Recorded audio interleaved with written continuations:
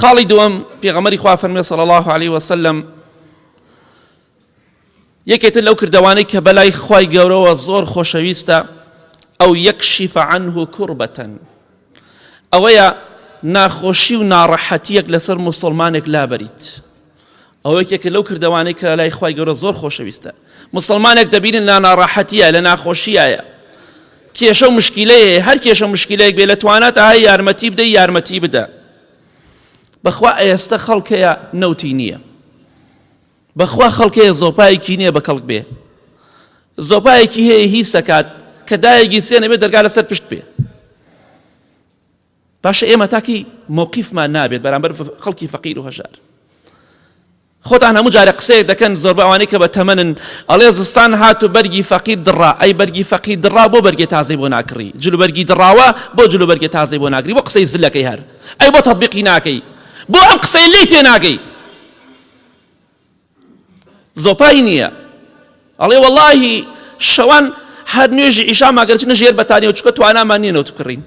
خۆ دراوەسەی شەقی نییە بەسەریەوە، پۆز لێدا و سێڵفیە گرێ و سفرەی ڕازاوە ئەکاتە ناو فەیسبووکەوە تخوا عیب ناکەی لە خۆت شەرم نییە بۆ تۆ. بەخوا باجی ئەو هەموو وێنەیە کە بڵاوی ئەکەیتەوە سوێن بەخوا باجەکەی ئەدەیت. پۆز لێ ئەدەی باو باپیرت لە خانووی قوڕا گەورە بوو، ئەم پۆزە چێ لێ ئەدەی؟ دراوسێکەت نەوتی نییە، زۆپای نییە، تۆش سفرە بەڵاوەکەیتەوە. ئەی نازانی هەزارەها فەقیر و هەژارەیە ناتوانێت لەسەر سفرەی ئەوە دابنیشێ و نانی نییە بیخوات. خوا عیب ناکەن خۆتان، وەڵڵای وە صیفەتی پیاوی عاقڵ و تێگەشتوو نییە سوێن بخوا. ئەوە ئینسانی نەدیوبدی واکە، ئینسانی چروک واکە، ئینسانێک کە متەکەبیرە واکە. عیب نییە نانێ بە خەڵکی بدەی و تخوا صیفەتی پیاوە دوای بڵاوی کەیتەوە ئەمڕۆ ئەوەنە کەسم دعوت کرد. وەکەی صیفەتی پیاوە تخوا پیاو ئاوایە؟ نەبخوا پیاوی ڕاستەقینەوە پیاوی معاقڵ و تێگەشتوو بەم شێوەیە نییە. زستان هاتووە نەوتی نییە، ناخۆشی ناڕەحەتی هەیە لەسەری لابەرە. دەیەها و سەتەها ماڵ دەزانین سوێن بخوا نەوتیان نییە و زۆپایان نییە.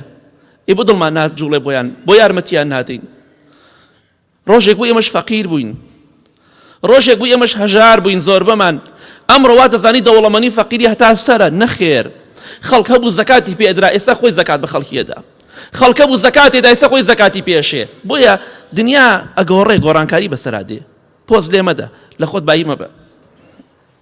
هەژارەکانیش وەکو ئێمە مرۆڤن، حەزیان بە ژیانی خۆشە، حەزەکەن وەک جەنابەت لەبەر زۆپای گەرم دانیشن، حەزەکەن وەک جەنابەت خواردنی خۆش بخۆن، بەڵام نییانە.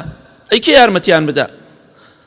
بەخوا شەرمە بۆم ئێمە ئەوانەمان کە حاڵمان باشە، شەرمە بۆ ئێمە هەژار و فەقیرەکان چاوەڕی مانگی ڕەمەزان بکەن.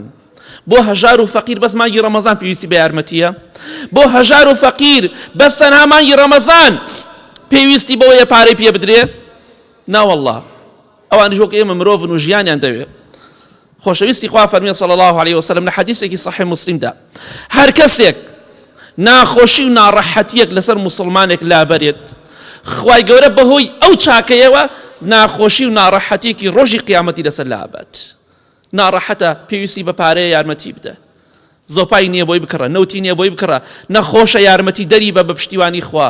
بەڵکو ئینشاءالله خوای گەورە ڕەحمت لێ بکە. خەڵکێ توانای نییە حەبەکە حەبی بکرێن، نەمناڵی نەخۆشە توانای حەبکردنەکەی نییە. ئێ بۆ دڵمان داناچەڵەکێ بۆ ڕۆژێک بیر ناکەین و دراوسەکەمان بۆچی فەقیرە؟ بۆ یارمەتی دەریان نابین. ئەو پارەی کە هاتە لە قیامەت محاسبە دەکری لەسەری، ئەوەی کە ئەمڕۆ جێی دەهێڵی بۆ مناڵەکەت محاسبەکەی لەسەر تۆیە، بەڵام ئەوەی کە بۆ قیامەتت ناردەوە بە کەڵکت دێ. بۆی ئینشاءڵڵا ئەوەی کە لە کردەوە خۆشەویستەکان بەلای خوای گەورە ئەوەیە مسلمانێک ناخۆشی و ناڕەحەتیەکی هەبوو لەسەری لابەرین، یارمەتی دەری بین بە پشتیوانی خوا بەپێی توانای خۆمان.